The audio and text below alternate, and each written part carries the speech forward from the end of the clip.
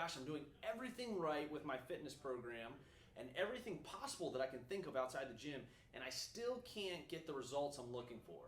The results could be I want to gain more muscle. It could be that I want to lose a little bit of fat. But you're just still not achieving it. I want to talk about why that might be. And I want to give you some really good nuggets at the end on how you can change some of those things up. So I created a circle or a pie, right, to show us kind of what pieces of the pie reflect percentage of what goes into fat loss and muscle gain. All right. Number one would be our exercise activity thermogenesis, all right, or we call it the EAT, right? And that's going to make up 20%. All right, 20% of your weight loss, 20% of your muscle gain and your body composition change is going to come from your exercise and exercise program. You say 20% is not that much. I want you to think if you lost 20% of your income, that would be a lot. Or if 20% of your business was gone, that would be a lot. So it is quite a bit. It just doesn't make up maybe as much as you and I thought. Number two is going to be our NEAT, or what we call our non-exercise activity thermogenesis. And by the way, thermogenesis or thermo effect really is just the burning of calories is what we're talking about simply. And that's going to make up 10%. So right there you have 30% of the pie is going to be what you do outside of the gym, movement-wise, walking, standing, right, fidgeting, those kinds of things that cause calories to be burned. And then eat, your exercise inside the gym. But then the next one goes to our food, number three. The thermo effect of our food is extremely important. It's 15%, I would say, of the pie. So what does thermo effect of food mean? Well, remember I just said that's the burning process. So depending on the quality of food we put into our bodies, really is going to be the big thing that requires whether or not we're going to burn more calories or burn less calories. So for instance, it takes energy, calories, to process the food in our bellies.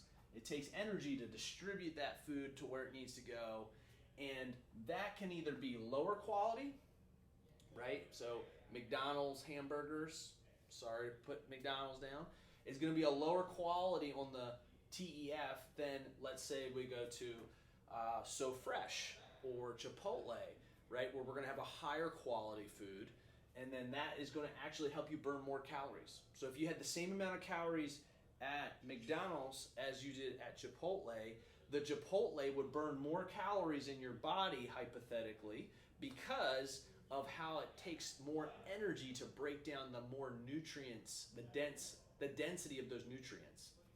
So this is key for us because if we want to get that extra 15% to work for us, we really do need to up our diet to be fruits, vegetables, meats, and really stick to a whole food diet as much as possible. We don't want to go off into lots of processed foods because they literally run right through you. And then here comes the last part, which is going to be, so we've only made up about 45% of the pie to 50%, right? 50 to 55% of it is going to be your RMR. So this lower half right here is really going to be your resting metabolic rate. And metabolism is key here, and it's going to be affected by your hormones, right? Like your thyroids or your cortisol levels, right? And only thing we have to really work on this is a healthy lifestyle. And the healthy lifestyle is going to be key on stress. Managing your stress is going to be number one, right? Because stress is going to actually affect the next three, which is sleep, water, and sunlight. Now you could add probably some more on here, but these are the ones I wanted to pick for this video today because I find them to be the ones that most of my clients are struggling with. So stress would be maybe something that you're used to. It might be something that you might not even realize is going on, but it is the thing that is killing your gains a lot. So you need to manage it in a way that says, all right, I'm getting down into a sympathetic or parasympathetic state, which means that my body is now relaxing. It is digesting food, and it is ready to repair itself from all of the walking and all of the exercising, right? And all of the breaking down of the food is now going to go do its work in replenishing my body in a way that allows me to recover. So how do we make sure our stress doesn't get messed up. Lots of different ideas, and this could be a whole nother video, but a couple quick ones. Make sure you have a bedtime routine that really it's something you look forward to, it's something you enjoy, and but it's going to take a little bit of thought, right? We as humans cannot just go through life in a way that says, hey, I don't care, I just kind of do these things. I need to actually stop and eat. I need to cook my food. I need to stop and shower. I need to clean my body. I need to stop and sleep. These are all things that, like, if I don't do, they'll catch up to me and in a really bad way. And it's really just kind of define the reality that you are a human. So I would say stress, take a hot shower before bed. Those are great ways to calm myself. Or hot bath, Epsom salt bath is a really good one for a lot of people. Breathing techniques. You can do parasympathetic breathing techniques. There's lots. If you need some of the videos, I can send them over. I have them on TrueCoach. You can journal. You can read. You can do anything that unplugs. You can go for a walk without any music and just kind of unplug and process your feelings and what's going on in your day, right? Those are not just simply psychobabble. Those are things that affect our body, because what we feel, our body takes on. Think about a contraction physically. You physically feel those things and your body absorbs it and takes it on and it changes it. Well, the same thing can be happening with emotions too. And when we don't process those things and we get stressed out, our body feels those things physically, because our body can't tell the difference between mental stresses and physical stresses. The hormones are going to respond the same.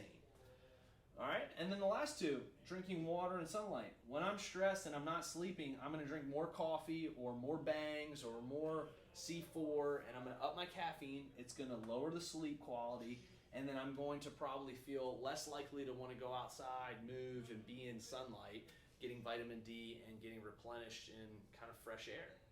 So I hope some of this is helpful. I hope this explains maybe some of the bigger pie issue. And I want you to now start responding to my Saturday recoveries. So I've put a bunch of great questions in there for you, and I want you to be able to have those at your need to be able to respond to me so I can help your programming, right? Because one of the biggest mistakes people make is they say, this isn't working. And so what do they go to?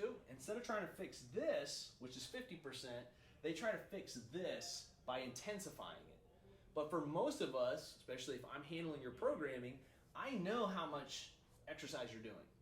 And it's enough to probably get us the results we want to get, as long as this is all in order. So are you walking? Are you sleeping? Are you lowering your stress? Are you getting good quality foods in? Those are going to be the key things. Those are actually going to be the major things that are going to make a big difference or not. So I hate for all your hard work in here to not pay off, but the key is not to work harder here, it's to work harder here. Okay, until next time, I hope this video helps you, and I look forward to hearing some of your responses.